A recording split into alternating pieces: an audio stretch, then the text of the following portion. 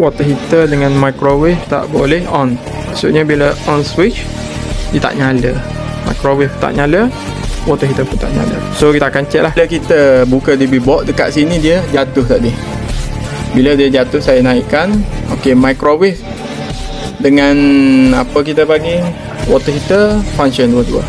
So dekat sini kesilapannya adalah microwave dengan water heater dia sekalikan 1 MCB. Tak boleh lah kalau ikut spek. Mungkin melebihi overload ataupun bila overload akan menyebabkan benda ni trip. Bila kita dah tengok dekat sini ni, dia ada 2 kabel dekat sini ni, 1, 2. So kemungkinan besar 1 untuk water heater, 1 untuk microwave lah. Jadi kita tak boleh lah macam ni, kena asingkan 1 MCB. Ini adalah untuk microwave. Kalau ikut ni spek kabel, tak ikut spek lah. Saiz kabel 2.5. Yang ni pun water heater tak ikut spek 2.5. Pakai pula MCB saja, tak ada dia punya RCBO. Alhamdulillah kita dah asingkan. Ni satu, yang ni satu. Ini pun saya tukar yang baru. Okay. So kita akan tengok lah. So kita dah bagi tahu customer berkenaan pendawaian tu lah, water heater dengan microwave. Microwave ok lah, water heater tu. Okay.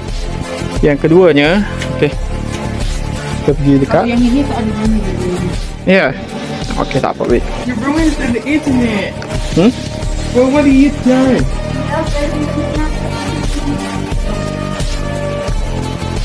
Okay.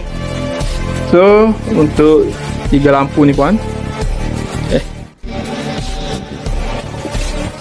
Salah.